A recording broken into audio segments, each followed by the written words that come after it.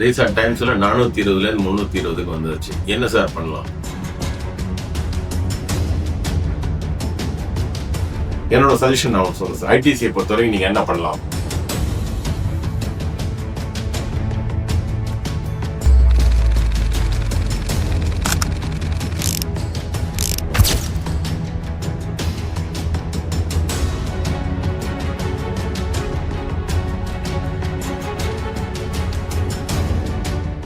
ITC share recent டைம்ஸ்ல 420ல இருந்து 320க்கு வந்துருச்சு. என்ன சார் பண்ணலாம்?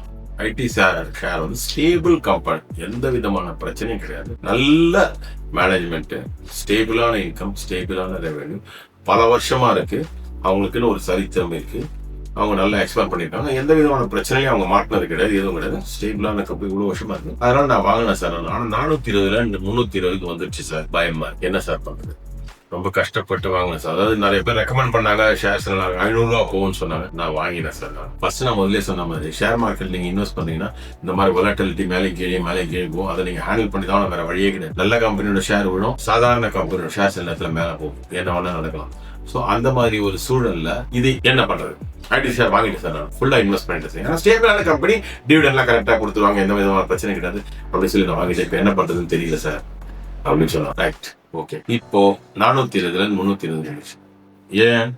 பட்ஜெட்டுக்கு முன்னாடி எக்ஸைஸ் வந்து டாக்ஸ் ஏற்றிட்டாங்க. சிகரெட்டுக்கு எக்ஸ்பெக்ட் என்ன பிரச்சனைனா பட்ஜெட்ல திருப்பி என்னாச்சு, சைஸ் வாரியா டாக்ஸ் ஏற்றிட்டாங்க. அப்போ 2 இம்பாக்ட் வந்துருச்சு. என்னடா அது, ஏற்கனவே சிகரெட்டுனாலே சமுதாயத்துல வந்து சிகரெட் குடிக்கிற தப்பு, ஹெல்த் வைஸ் தப்பு, வந்து பிரச்சனையானது, அது சின் டாக்ஸ் அப்படின்னு சொல்லிட்டு கவர்மெண்ட் வரையும் சொல்லுவாங்க.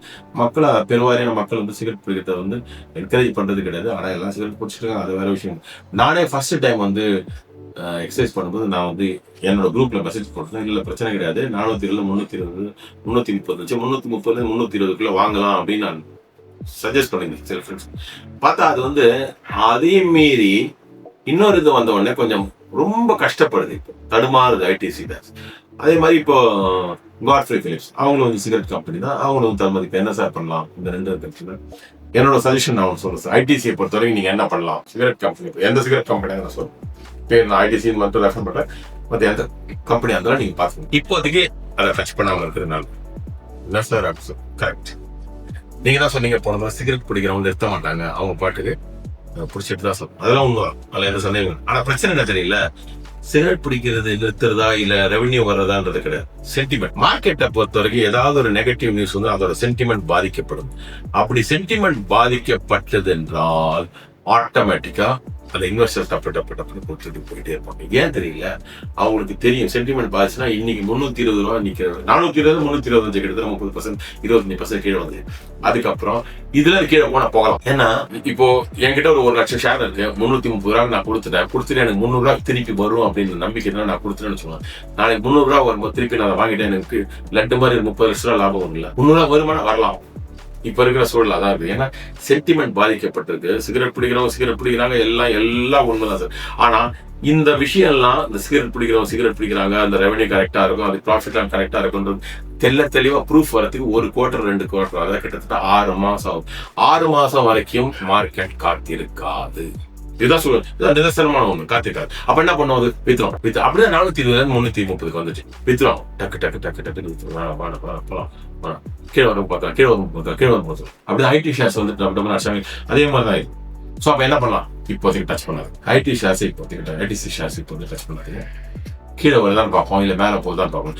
பட் ஸ்டெபிலைஸ் ஆகிறதுக்கு எனக்கு தெரிஞ்சு ஒரு 1 இல்ல 2 குவார்டர் ஆகும். 3 மாசத்துல இருந்து 6 மாசம் வரைக்கும் சான்சஸ் ஆகுது. அதனால இப்போதைக்கு சார், அப்போ வந்து ஏற்கனவே நான் வாங்கி வச்சுட்டேன், கொஞ்சம் ஆவரேஜ் பண்ணிக்கலாமா அப்படின்னு ஆவரேஜ் பண்றது உங்க ரிஸ்க். ஏன்னா நீங்க 320 இருக்கு, 330, நான் வந்து 400 ரூபாய்க்கு வாங்கினேன் சார், இப்போ 330 ஆவரேஜ் பண்ணா என்னோட காஸ்ட் வந்து 360 இல்ல 370 வந்து நிற்கும் சார். நாளைக்கு மேல போகும்போது அது எனக்கு நல்லது தானே அப்படின்னு நீங்க கேட்கலாம். பாயிண்ட் ஆஃப் டிபேட் கரெக்ட் தான். ஆனா 330 இருந்து கரெக்டா 300 வந்துச்சு என்ன பண்ணுது, 250 வந்துச்சு என்ன பண்ணுது. சோ ஏற்கனவே 400 ரூபாய் வாங்க லாஸ் ஆகும், பிளஸ் இப்போ 330 ரூபாய் வாங்க, அதுவும் லாஸ் ஆகும் இல்லையா உங்களுக்கு. சோ ஆவரேஜ் பண்றது உசிதமா அப்படின்னு கேட்டா இப்போ ஆவரேஜ் பண்றது உசிதம் அல்ல. அப்ப என்ன பண்ணலாம், வெயிட் பண்ணலாம். அப்போ ஏற்கனவே வாங்கினது நீங்க லாஸ் புக் பண்ணலாம், இல்லையா ஸ்டேபிள் கம்பெனி சார் 1-2 வருஷம் நான் வரைக்கும் எனக்கு ஃபைனான்சியலா எனக்கு அந்த பிரச்சனை கிடையாது.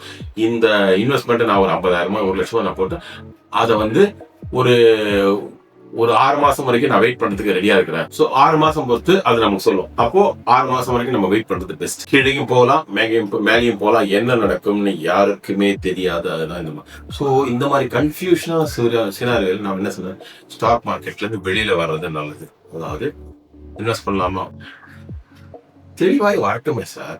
நான் என்ன சொல்றேன், இல்ல சார் இப்ப இங்கேயும் 330 ரூபா 350 ரூபா போச்சுன்னா பரவாயில்ல, உங்களுக்கு ஏற்கனவே நீங்க வாங்கினது லாபத்துல வந்து இல்ல இது வரைக்கும் நான் வாங்கல சார், இப்ப வாங்கலாமா சார் 320 இருக்கு, ரைட் ஓகே. அப்போ நாளைக்கு 350 ரூபாய்க்கு மேல போய் மேலதான் போகுதுன்னு கன்ஃபார்ம் ஆயிட்ட அப்புறம் அப்ப 350 ரூபாய்க்கு வாங்குறது better rather than buying at 330. ஏன்னா இப்ப வாங்கிட்டு நாளைக்கு 250 ரூபாய் போச்சுன்னா ரொம்ப கஷ்டமான சூழல் சார். சில விஷயம் வச்சுக்கோங்க சார், ஷேர் மார்க்கெட்ல ரொம்ப முக்கியம். மார்க்கெட்டோட ட்ரெண்ட் அந்த ஷேர் பிரைஸ் கன்ஃபார்ம் ஆகும். இது மேலதான் போகுதுன்னு தெரிஞ்சிட்டப்ப தான் நம்ம ஆகணும். அதே மாதிரி கீழே தான் வரப்போகுது தெரிஞ்சிட்டப்ப வித்து தெரியாம நம்ம பண்ணிட்டு வச்சு மாடி.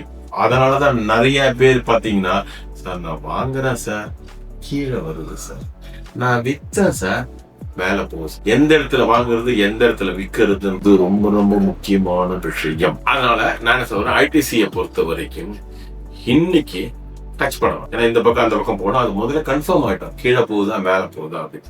அப்ப ஏற்கனவே இருந்தது நான் என்ன சார் பண்ணலாம் அப்படின்னா, 2 விஷயம். ஒண்ணு, ஃபைனான்சியலா உங்களுக்கு வந்து ஸ்ட்ராங்கா இருக்கிறீங்க அப்படின்னா நீங்க அந்த பொசிஷன் அப்படியே கண்டினியூ பண்ணுங்க. ஏன்னா என்னைக்காவது மேலைக்கு வரலாம், 1 வருஷமோ 2 வருஷமோ பொறுத்து வரலாம்.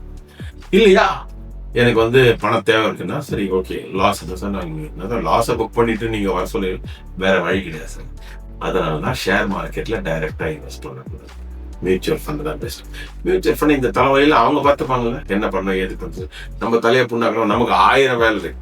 நமக்கு ஆஃபீஸுக்கு போகணும், குடும்பத்தை பார்த்துக்கணும், குடும்பத்துல ஏகப்பட்ட ரெஸ்பான்சிபிலிட்டி இருக்கும், அந்த ஃபங்க்ஷனுக்கு போகணும், இந்த ஃபங்க்ஷன், அதெல்லாம் மீறி உலகத்தில் நடக்கிறதெல்லாம் நம்மளால பார்க்க முடியல காரியம். நமக்கு கிடைக்கிறதே 1-2 மணி நேரம். அதை நம்ம பொண்டாட்டி பிள்ளைங்க கூட செலவு பண்றதா இல்லை இதுக்காக செலவு பண்றதா? என்ன சார் இன்வெஸ்ட் பண்ணி தொலைச்சு, இன்வெஸ்ட் பண்ணி ஏன் தொலைச்சு, அந்த யாரோ ஒருத்தரால் கூட ஒன்றும் ஜட்ஜ் பண்ண முடியாது. சில நேரத்தில் யாராலையும் பக்காவா ஜட்ஜ் பண்ண முடியாது என்ன நடக்கும் அப்படின்னு சொல்லிட்டு. எல்லாம் ஒரு இல்யூஷன் தான். அதாவது ஒரு இல்யூஷன் சொல்ல மாட்டேன், ஒரு இமேஜினேஷன். அதாவது இமேஜினேஷனோட சொல்ல மாட்டேன், ஒரு அசம்ஷன். இந்த மாதிரி தான் நடக்கும், இந்த மாதிரி தான் செய்யும் அப்படின்ற மாதிரி ஒரு அந்த அசம்ஷன் நடைமுறைக்கு ஒத்து வரணும்னு எந்த அவசியமும் கிடையாது. அதனால ஐடிசி ஷேரை பொறுத்த வரைக்கும் இன்னைய நிலைமையில தயவு செஞ்சு உள்ளே நுழையாதீர்கள். வெயிட் பண்ணுங்க, பேஷண்டா. ஸ்டாக் மார்க்கெட்ல நீங்க ஜெயிக்கணும்னா தேவை பொறுமை. இந்த பொறுமையை கடைப்பிடிங்க, ஸ்ட்ராட்டஜி கரெக்டா போடுங்க, ஜெயிக்கலாம். ஓகேங்களா? நன்றி, வணக்கம்.